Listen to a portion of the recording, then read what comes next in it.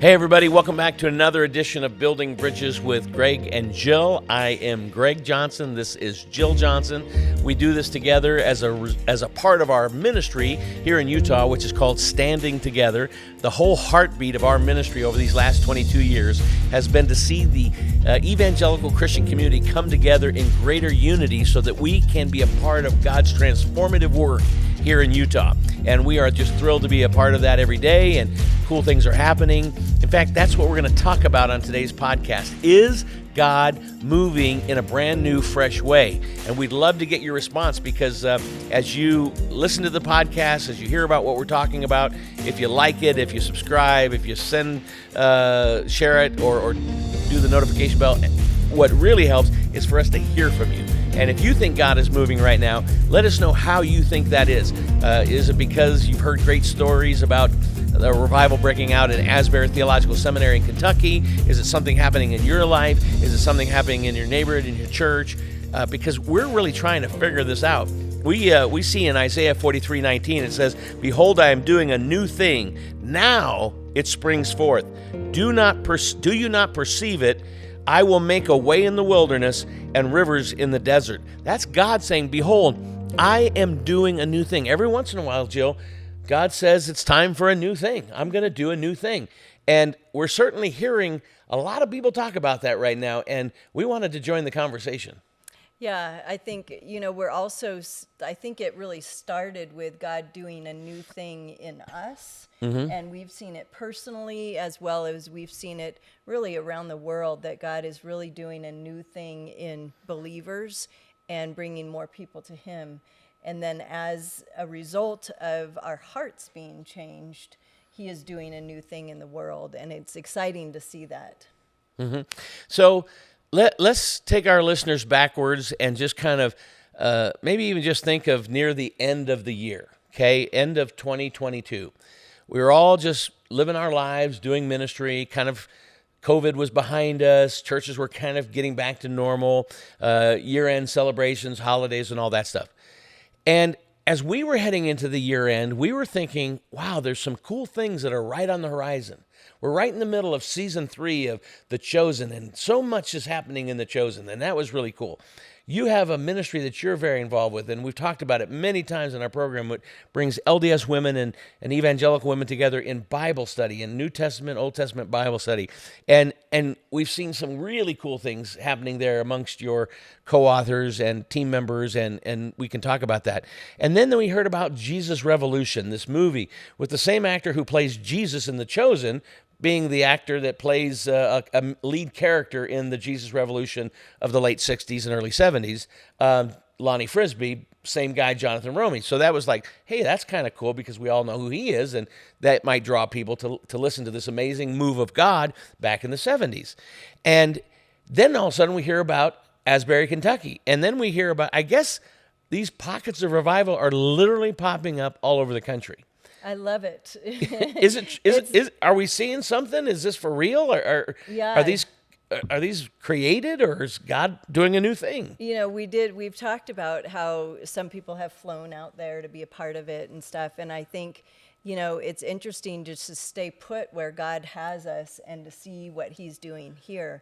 I don't like the idea of let's contrive this kind of thing. It can't be done. It can't be. And we've seen that in Utah where, we've tried to strategize and figure out what is God doing and what should we do. And really when the impact is there is when you see God do something that's totally outside of anything that any of us has done. Even thought about. Yeah. And then, He gets the glory. Amen. And we have learned so much through the years to really rest in knowing that He's doing the work and we just go through the doors that He puts before us. So I don't know if we'll have a revival here or not. Yeah. But we are ready and we are just doing what He's asking us to do. Yeah, you just said something interesting.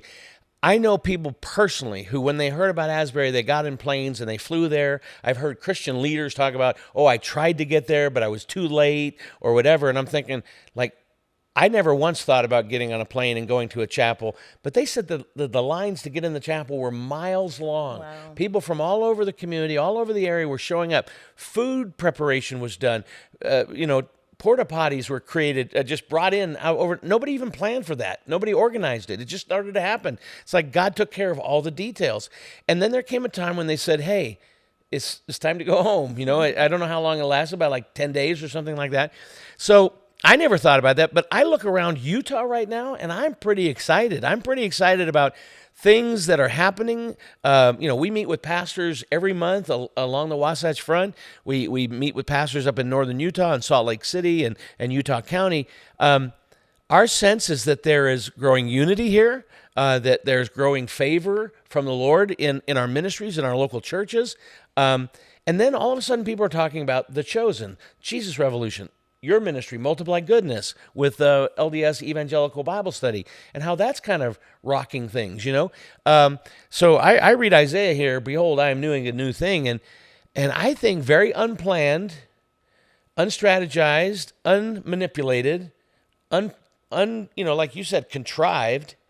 We're just looking around us going, wow, the ground is moving. Mm-hmm. There's a percolation going on, and it may be this and it may be that, but it's whatever God wants it to be is what we want it to be. Yeah, we were at a meeting the other day with several ministry leaders in Utah, and the question, first they were talking about all the people that went before us and how the ground was plowed for many years. And then we are seeing something that they never got to see, but they were faithful, and they were faithful servants, and they continued doing the work and plowing the ground for the harvest that we're seeing now. And one of the questions was asked during this meeting, and kind of a raise your hand kind of thing, is anybody seeing something new? Are you guys seeing God do big things? And virtually everyone just raised their hand, and then we got to go around the room and share these incredible stories of things that we're seeing God do. It's amazing. Yeah, and if anybody watching or listening to us right now on our podcast is kind of a little bit skeptical, or maybe this is emotional, or maybe this is I kind of have that bent at the beginning. It's kind of my first impulse is to wonder, to question, to ask really, but after a while you really just have to say to yourself, it kind of seems like something's happening. And then once you get there, you can kind of say, okay, God, whatever it is you're doing, I don't want to miss it. Help me to catch the wave at the right time. When you're a surfer, you got to catch it right at the right time. And I don't want to be early, and I don't want to be late. And I think many of you who are praying for our state, praying for Utah, praying for unity and transformation, as we tell and share this, share these thoughts with you today, my guess is that this is going to be an encouragement to all of us, that we can think together about what God is doing across the nation through revival, times of confession, times of prayer, times of worship, and some of the particular things we see happening in Utah. So let's kind of back up to the beginning of the year, Jill. Where were you and I as we were heading into 2023? Were we all convinced that God was about to do a new thing, or were we just kind of in the river, kind of going down the river? Where do you think we were? Well, I think personally, I kind of just stay on this even keel thing, and I get excited about God doing things, and we hear these incredible stories. I think when you hear an incredible story, you think, oh, the big thing is coming. So we kind of balance each other out a little bit, but we had a Multiply Goodness kind of the team meeting towards the beginning of the year. And that's the Bible study ministry that you work with LDS women and evangelical women. Yeah. And so it was just really great to sit around as a team and talk about these stories of God just really growing in the hearts of women a love for his word. Yeah. And just seeing how the Bible studies that we're putting out are really stirring some new things and some women to ask some really great questions. And there seems to be a hunger and a desire to understand how to study the word for themselves and be able to learn really being prompted by the study, but also being able to go into the Word themselves and be able to learn what God wants to teach them personally. And correct me if I'm wrong, and this is just a little aside issue, that right now, where Multiply Goodness is that you have these Bible studies co-authored by Latter-day Saint women and evangelicals, and you guys edit each other's work. But right now, the weighted, the whole ministry is very much weighted with LDS women, and they need more evangelical women to participate so that more of these Bible studies can have a balance of both and. Yeah, to be evened out a little bit would be great. Our next study is coming out on the day after Easter. Okay. So it's the 10th of April, and we're really excited And about that this the one. title I'm of not that is gonna what? announce it, Oh, you're what not going it to announce the is. title. The But, title is coming. Keep watch on Instagram, and they'll. There's a big reveal that. announcement? Yes, When is that announcement coming? I have no idea, but There will be an keep announcement. looking. Instagram. Look every day, morning, noon, and night.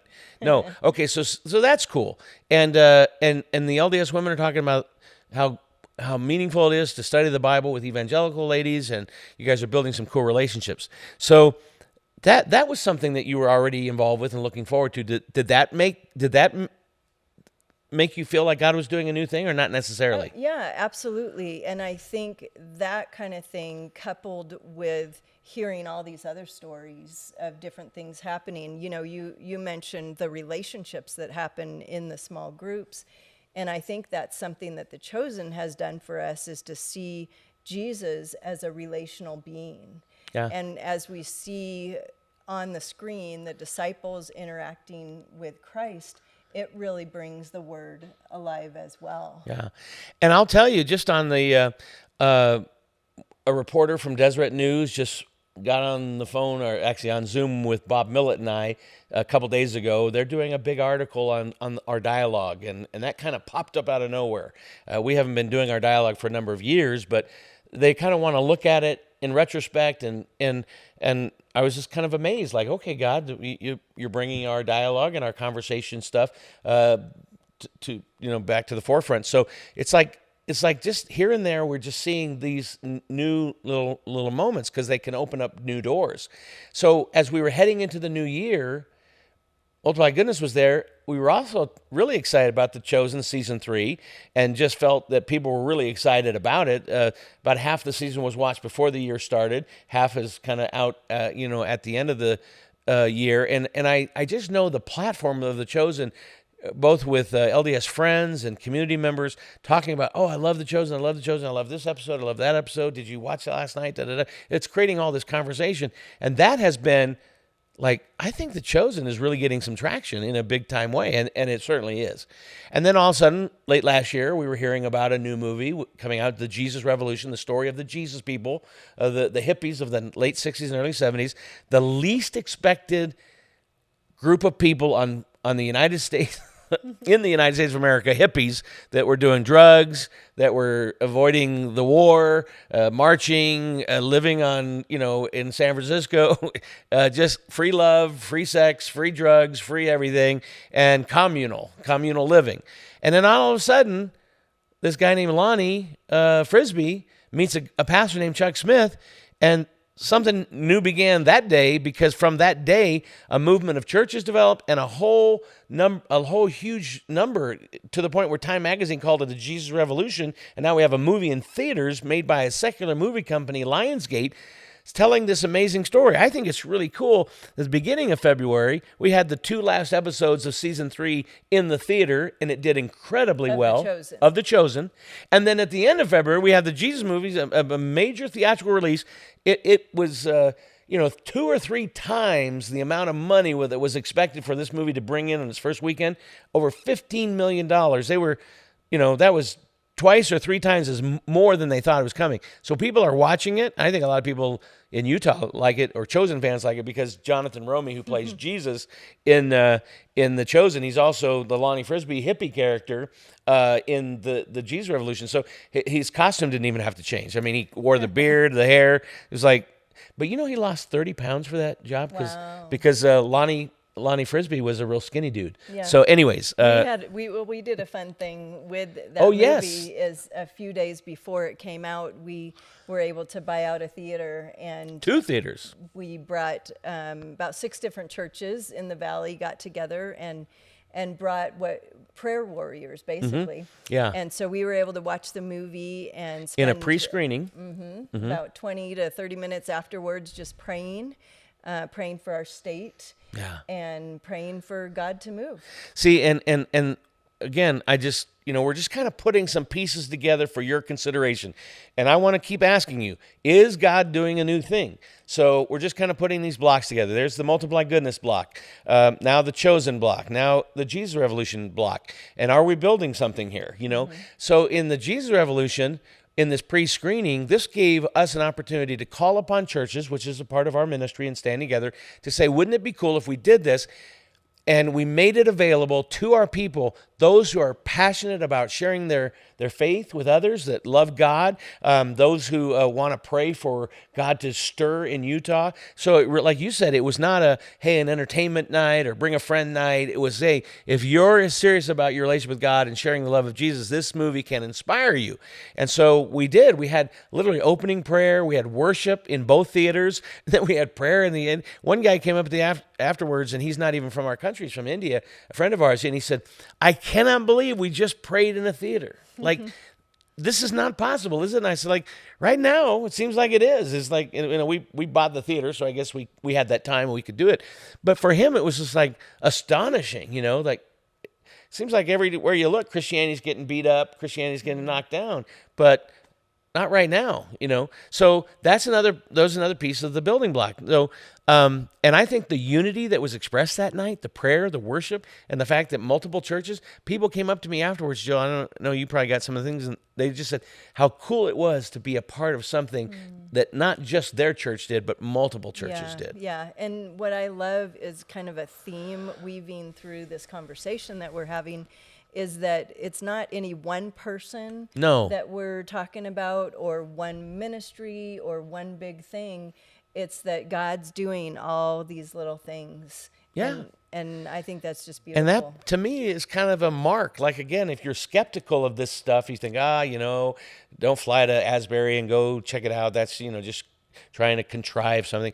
No, however you look at it, when you start putting the blocks out and start building the structure, you say, wow, there's more and more evidence that some peculiar things are happening, and maybe God's doing a new thing. And so we've talked about a number of them, but I wanted to follow up with the Jesus Revolution and the Chosen, because there's this connection with Jonathan Romy. But we've made friends with some of the top leadership of the Chosen. We've met Dallas Jenkins, Brad Pello. We've had them on our podcast, Brad Pello and Darrell Eves.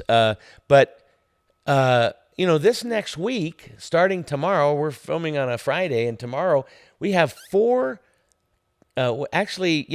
colleges coming to Utah from Florida, from Minnesota, from California, and from Alabama. About 40 are coming. And then 40 the following week. The really following week. 80 over the next couple of weeks. For something we've been doing for 21 years. And that is when we introduced this in 2003 at Brigham Young University. We said to them, if we brought a handful of evangelical students, would you provide a lunch and a handful of Latter-day Saint students? And could these students just talk with each other about whatever they want to talk about? And if they want to talk about doctrine, they can talk about doctrine. If they want to talk about culture, they can talk about culture.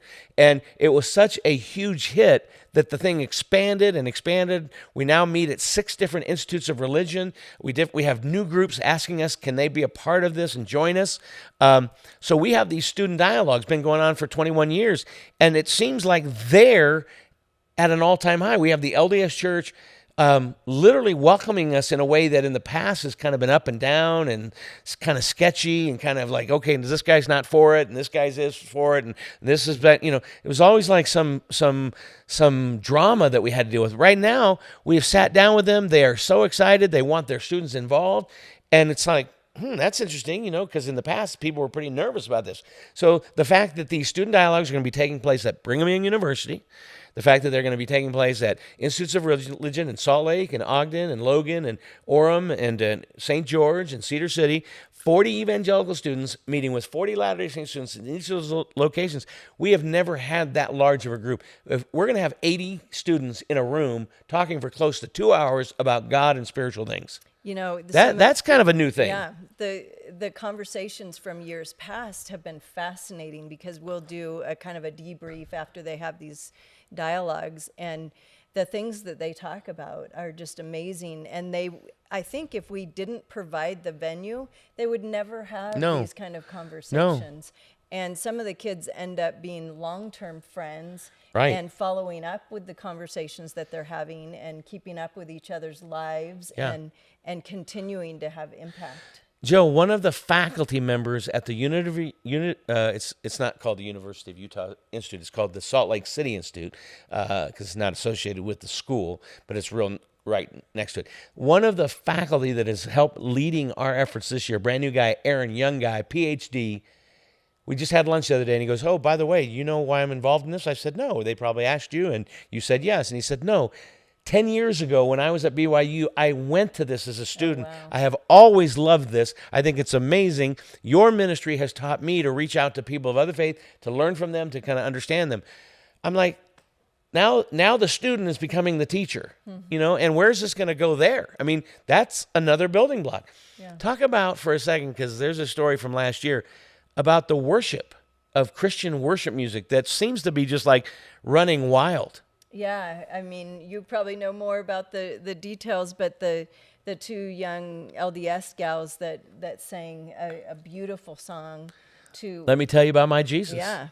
And then Saw it online. what we're finding too is that everybody's listening to Caleb and Erwan and worshiping regardless of what their spiritual backgrounds are. And so we're finding that connection and being able to worship God through song. And not to, I mean, again, comment, question, criticize, ask a question, but, typically speaking, like when we go to BYU on Tuesday next week, we are not going to be doing contemporary Christian worship in the Marriott Center. It's going to be formal music. It's going to be up on the screen. It'll be more of a hymn. They'll probably have a choir. They'll probably have a special music number with a violinist. It's kind of high class, formal, more traditional music. I was at ORU 2 days ago for their chapel. I mean, I just, I look at these college students, and Oral Roberts must be one of the most integrated, diverse campuses I've ever seen. I saw just a huge number of African-American students, Spanish students, Asian students, white students, of course. But it wasn't like a dominant group here or a dominant group there. There was like such a commingling. I told one of the African-American students, young black lady, I said, I felt like I was in heaven at chapel today. And the music and the worship and the just the energy in that room, it brought tears to our eyes. It brought joy to our hearts as members. We were there as a part of an NAE board meeting, National Association of Evangelicals, and I just kept spanning the auditorium and just going, these kids are on fire. That is so encouraging to hear, because you feel like the stories that are out there in the news is that kids are just floundering and really being affected by social media. And I know that that's out there, and that we there's need truth to address that. Yeah.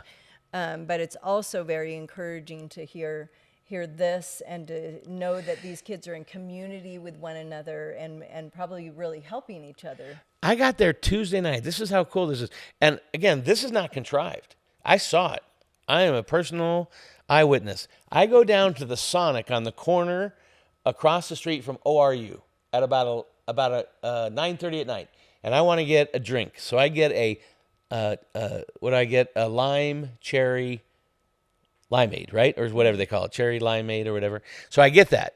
And I'm waiting at the Sonic for my drink to come to me. You wait a little bit, they bring it out to the car. And I'm telling you, on the sidewalk next to the Sonic building, looks just like any Sonic restaurant you see here in Utah, there's about 9 guys in a huddle. And they got their arms around each other and their heads are down. And I'm like, I wonder what those guys are doing. I mean, they literally were 10 feet from me. And they are praying their guts out. Wow. At 9:30 at night at the Sonic. I'm like, what are they praying about? And they're just calling out to God. They're calling out to God. I'm like, this is incredible. I mean, why not in the church? Why not in the chapel? Why at the Sonic at 9:30 at night on a Tuesday? But I just listened to them, and I was like, there's something going on. There's a new thing. And so, again, it's not like one college in America should say, oh, I heard that the Asbury's got a big revival going on. Let's make one over here at Westmont College in Santa Barbara or Biola University or whatever. You don't do that. There's a stirring that only the Lord does. Remember that story in the Gospels where a man had been waiting at the pool of Siloam for 36 years, and he couldn't get down there before anyone else, because when the water stirs, the tradition was that whoever got in the water first would actually experience physical healing.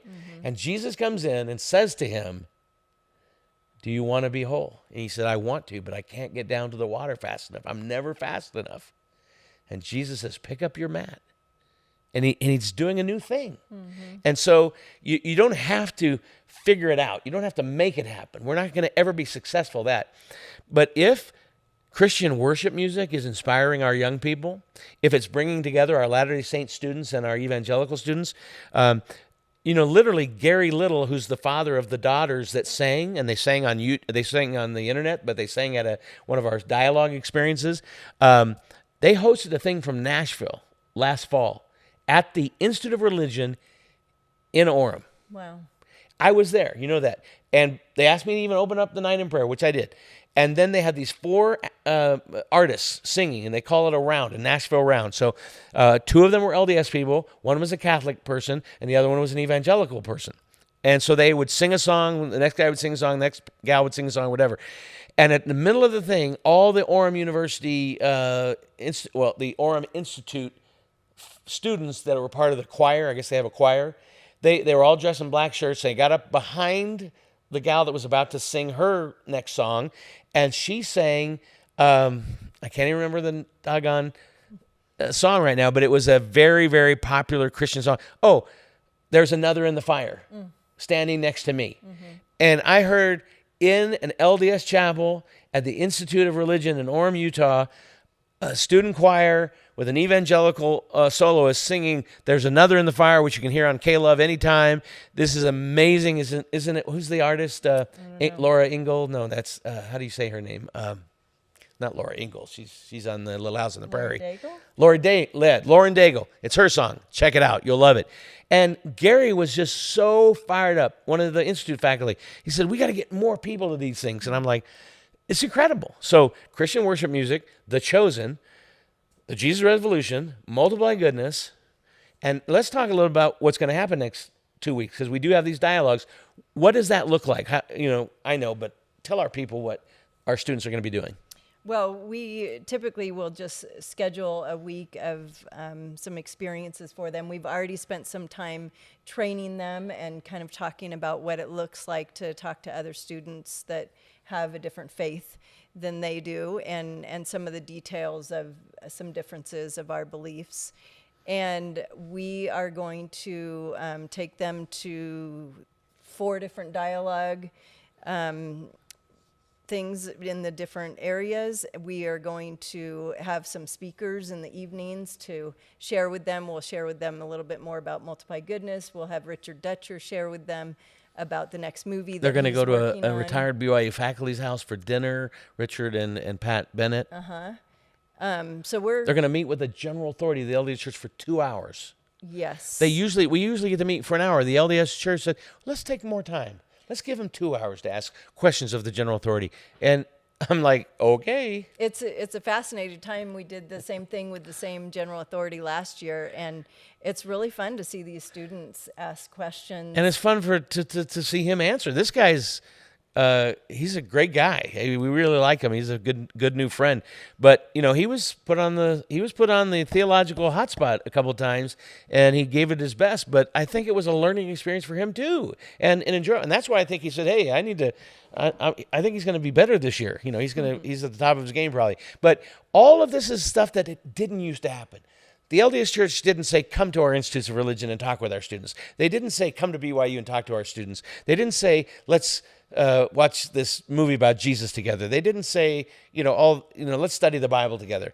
And the friendships, the relationships, you mentioned earlier, at least you mentioned it to me, that when we were at this meeting, we talked about Utah's been a divided place for a long time. Mm-hmm. And up through the 80s and early 90s, easily up through the early 90s, it was an us and them world here in Utah. The Catholics were them, and The Latter-day Saints were the us, us and them. The evangelicals were the them, and the Catholics were the them. And I mean, I'm just saying it crazy. But anyways, we all kind of looked at each other with a skew and a scant of hostility and just kind of a tension in the air. And you know what? We're not compromising truth. Our student dialogue, they don't say kumbaya and everything is wonderful and, do you like green trees or do you like yellow flowers? No, they say, hey, what do you believe about God? Was your God as a Latter-day Saints student, was your God at one point a human being who was exalted into becoming God that we now worship? And will some human beings from this world, this population, have the chance to do the same? And they say, they answer that question, then they say, so tell us how your God can be 3 and 1 at the same time. This is very sophisticated, theologically deep. These students are not afraid. They're not nervous, and they don't take offense either. They laugh. They get each other's phone numbers, text, Instagram pages, whatever, and they stay friends. And they come back next year and double the numbers. So I want to say that I don't know if revival. I'm not going to limit revival to a prayer to a chapel that goes 10 days long. And nobody will leave the room, and everybody's singing and praying, and it's just like, why is this happening? That is a spirit of revival that is pouring out over that auditorium and those students. Praise God. But the way that I'm seeing it is like, I just feel like God, in the midst of a time when we're so politically divided, so racially divided, so economically divided, in a time when America seems to be almost sliding into the abyss. With all of our division, all of our rioting, all of our war, and what's happening around the world too. China, Russia, North Korea, the Middle East. In the midst of all that, when everybody thought the world was going to hell in a handbasket in the late 60s and early 70s, God said, hey, hippies, come to me. And Time magazine said a revolution is going on. When you see this movie and you see thousands of hippies in the what they call it, Pirates Cove in California. It's a real place. You see these hippies in line to get baptized by Lonnie Frisbee and Chuck Smith. And it's like, oh, that couldn't have happened. No, those pictures are in the Time magazine article of the 1970s, 1971. They tell the story. They show those pictures. And those moments are absolutely true. So it just seems like God likes to wait till it almost seems like the fourth quarter. We have no more timeouts. We're down by 10, and they're on our 5-yard line, and there's just no way we can win this thing. And God says, am I God? Do you think I need the odds in my favor? I'm the guy that destroyed an entire Philistine army by a little boy named David who killed their big champion Goliath. I'm the guy that sent 3 people into a furnace, and they didn't get burned at all. They came out. The people that were putting them in the fire got burned to death, and they never got burned. Or I'm the guy that let, Daniel go into a lion's den, and he should have been devoured, but he wasn't. I'm the guy I'm the God, please let me not be disrespectful, I'm the God that opened up a Red Sea and let the Israelites pass through. I'm the God who brought healing to the blind, to the sick, to the lame, to the dead. Jesus healed dead people, a son of a mother in Nain and a little girl, Jairus' daughter. I mean, He's up to that. He's capable of that. He makes blind men see. He makes lame women walk. And this is the spirit of revival. Behold, I am doing a new thing. It's not business as usual. Mm-hmm. It's not throw stones at each other. It's not be mean to each other. It's not be rude to each other. It's opening our arms and say, you're not my enemy. Mm-hmm. I want to learn from you. Mm-hmm. I want to sit with you. I want to talk with you. You may drink coffee. I may not. You may believe in this. I don't. You may believe something that I don't. All that goes together. But somehow the prophecy of Isaiah, I don't know if you'd call it a prophecy, but the words of Isaiah certainly, when he says, not only behold, I'm doing a new thing, he says, come, Isaiah 6:1, let us reason together. I think the Holy Spirit is drawing people together in 2023, and I sure hope that we can look back at the end of the year, next year, 5 years from now, 10 years from now, and just see the fruit of something that only God could do. Yeah. Only God do. It's not going to be staying together. It's not going to be a big church here, or a big church there, or any church, or any person, or any preacher, or any whatever. It's going to be the Holy Spirit, and He will get all the credit. Yeah. As we wrap up, I just want to have our audience really think about, and this is for us as well, look for those open doors that God has in front of you. Walk slowly and patiently through your days so that you're able to listen to the Lord. And so we're not like hurrying and doing a bunch of tasks for our day, but slow down, be prayerful, be ready for these moments. And when you hear the stories, let us know too, because we'd like to hear the stories. If you can write in the comment section about some amazing things that you're hearing that God is doing. We got to hear that. We'd love to hear that, and we'd be encouraged by that. And we're excited to see what God's doing. And I think our viewers and our listeners, if they read those comments and hear those stories, they're going to be blessed and encouraged. Absolutely. People are being supernaturally healed. People are being supernaturally saved. People are coming to God. Mm-hmm. People are trusting Him for big things, and He's answering those prayers. So, I'm gonna vote. Behold, I think God is doing a new thing. That's where I'm standing, and I don't want to. It's not manufactured, like we've said throughout this podcast. We're not trying to force God or our religious culture to do something. But we're seeing God do something, and it's pretty amazing, and it seems way beyond human planning, human organization. It seems like stuff's happening that we could never have come up with. And as we anticipate that, I'm going to leave. Jill just left you with a challenge to say, leave space in your day. Take some time to open, if there's a door that's open to you, walk through it and say hi to somebody and start chatting and see where that conversation goes. Or if you can pause in the day to help somebody do something and lend them a hand or take them a meal or drive them someplace, just start serving, start loving, start expressing that, and just say, I don't have time to help that guy over there, but listen to that still small voice that says, yeah, but I want you to. Maybe that's God telling you to go help and put your busyness aside. I want to ask you to do another thing. Pray. Will you pray for this podcast will hit on Tuesday morning as we're heading off to BYU.